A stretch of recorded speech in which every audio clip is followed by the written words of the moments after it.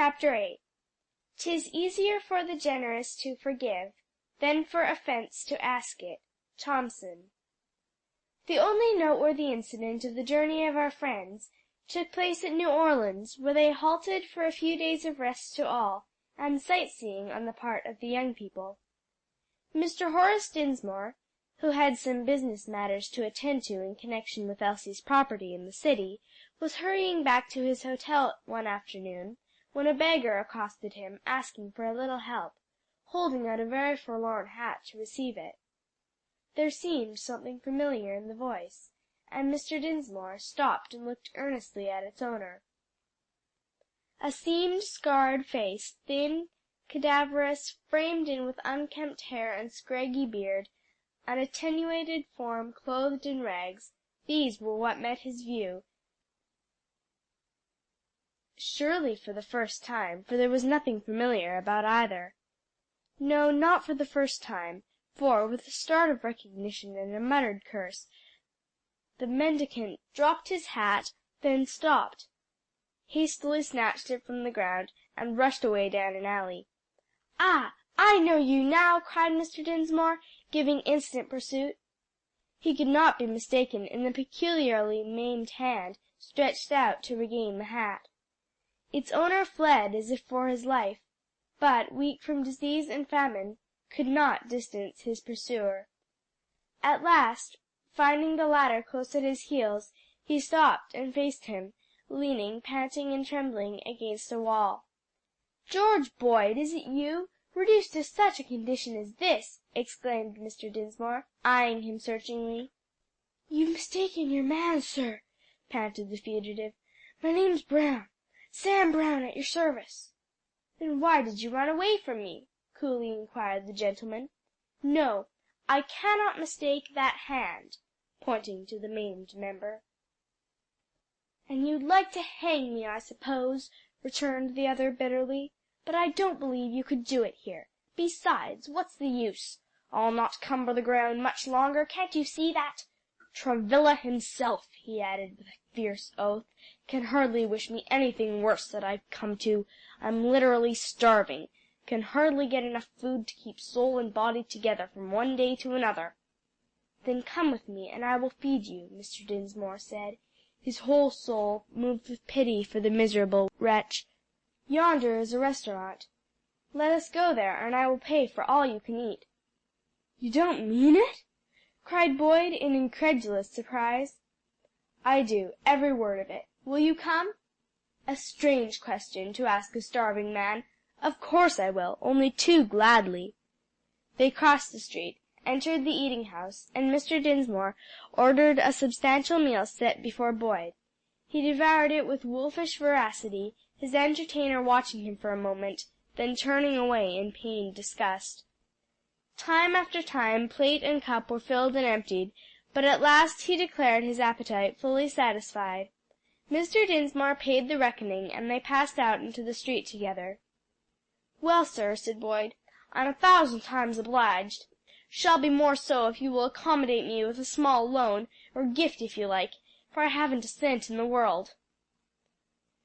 "How much do you think you deserve at my hands?" asked Mr. Dinsmore, somewhat severely, for the request seemed to him a bold one under the circumstances. "I leave that to your generosity, sir," was the cool reply. "Would you expect to be great enough to allow you to escape the justice that should have been meted out to you years ago?" "I've never harmed a hair of your head, nor of anyone belonging to you, though I owe a heavy scare to both you and Travilla," was the insolent rejoinder. "No, your imprisonment was the due reward of your lawless and cruel deeds." "Whatever I may have done," retorted the wretch with savage ferocity, "it was nothing compared to the injury inflicted upon me. I suffered inconceivable torture.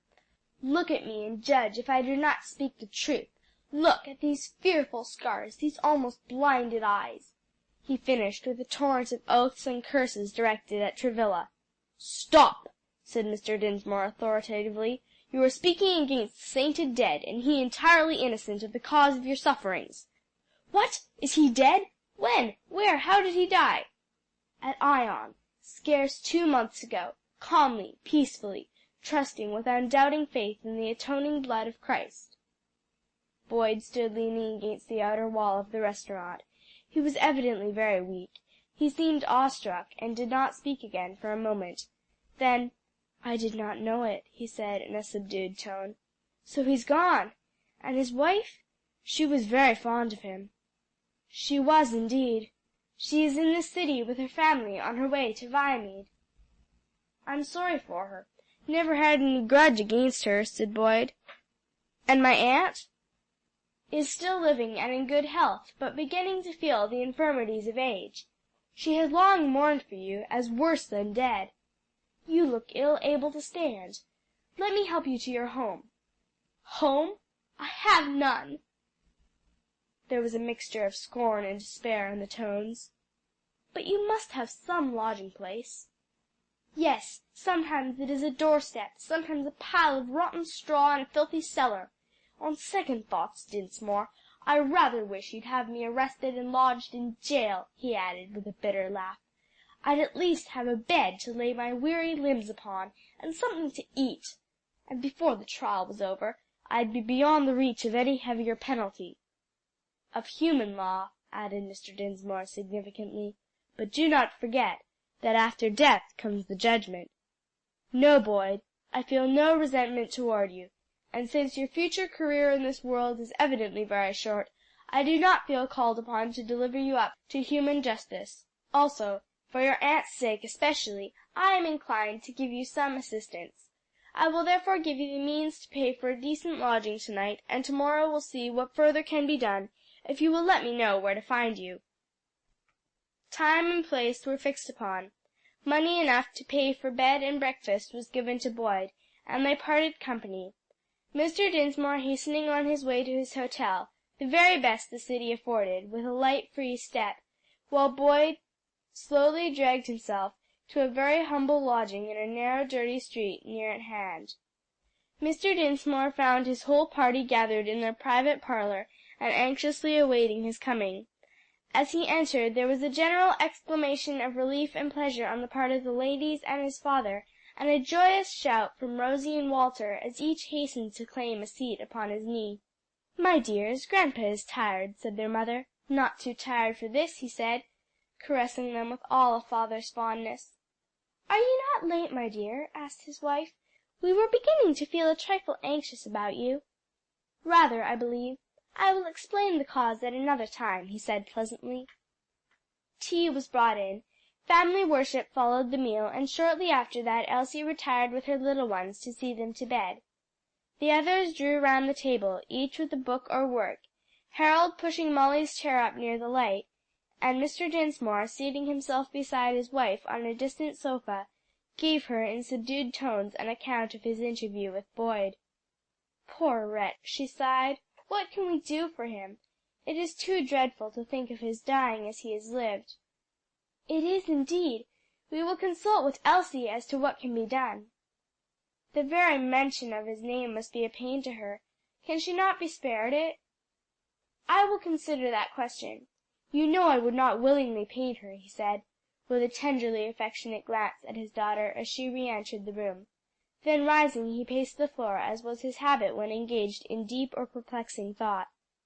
Elsie watched him a little anxiously, but without remark until all the others had retired, leaving her alone with him and Rose. Then going to him where he sat, in a large easy chair beside the table, looking over the evening paper. "Papa," she said, laying her hand affectionately on his arm, "I fear you are finding my affairs troublesome." "No, my dear child, not at all," he answered, throwing down the paper and drawing her to a seat upon his knee. "It seems quite like old times," she said with a smile, gazing lovingly into his eyes, then stealing an arm about his neck and laying her cheek to his. "Yes," he said, fondling her. "Why should I not have you here as I used to 20-odd years ago? You are no larger nor heavier, nor I a whit less strong and vigorous than we were then." "How thankful I am for that last," she returned softly, stroking his face, "and it is very pleasant occasionally to imagine myself your own little girl again. But something is giving you anxiety, my dear father. Is it anything in which I can assist you?" "Yes, but I fear I can hardly explain without calling up painful memories." He felt her start slightly, and a low breathed sigh met his ear. "Still say on, dear papa," she whispered tremulously. "Can you bear it?" he asked. "Not for me, but for another, an enemy." "Yes, the Lord will give me strength. Of whom do you speak?" "George Boyd." "The would-be murderer of my husband!" she exclaimed, with a start and a shiver, while the tears coursed freely down her cheeks. "I thought him long since dead."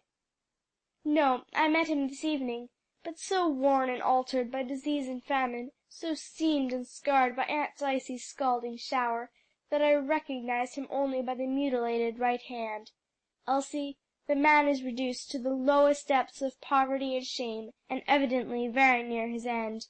"Papa, what would you have me do?" she asked in quivering tones. "Could you bear to have him removed to Viamede? Could you endure his presence there for the few weeks he has yet to live?" She seemed to have a short struggle with herself, then the answer came in low, agitated tones. "Yes, if neither my children nor I need look upon him or hold any communication with him." "That would not be at all necessary," her father answered, holding her close to his heart, "and indeed I could not consent to it myself. He is a loathsome creature, both morally and physically, yet for his aunt's sake, and still more for his sake who bids us, 'Love your enemies, bless them that curse you, do good to them that hate you,' I shall gladly do all in my power for the wretched prodigal. And who can tell but there may yet be mercy in store for him? God's mercy and power are infinite, and he has no pleasure in the death of him that dieth, but would rather that he turn from his evil way and live." There was a little pause, then Elsie asked if her father had arranged any plans in regard to Boyd's removal. "Yes," he said, "subject, of course, to your approval. I have thought it would be well to send him on at once and let him be settled in his quarters before the arrival of your own party. You must decide what room he is to occupy." She named one, situated in a wing of the mansion, and quite distant from the apartments which would be used by the family. "What more, papa?" she asked. "He must have an attendant, a nurse. And shall we not write to his aunt, inviting her to come and be with him while he lives? Remain through the winter with us, if she can find it convenient and agreeable to do so." "Yes, oh yes! Poor dear Mrs. Carrington, it will be but a melancholy pleasure to her. But I think if anyone can do him good, it will be she. I will write at once." "Not to night, it is too late, you are looking weary, and I want you to go at once to bed. To morrow morning will be time enough for the letter." "What, sending me to bed, papa?" she said with a slightly amused smile. "I must be indeed your little girl again. Well, I will obey as I used to in the olden time, for I still believe you know what is best for me. So good night, my dear, dear father." "Good night, my darling," he responded, caressing her with all the old fatherly tenderness. "May God bless and keep you and your dear children." Chapter 9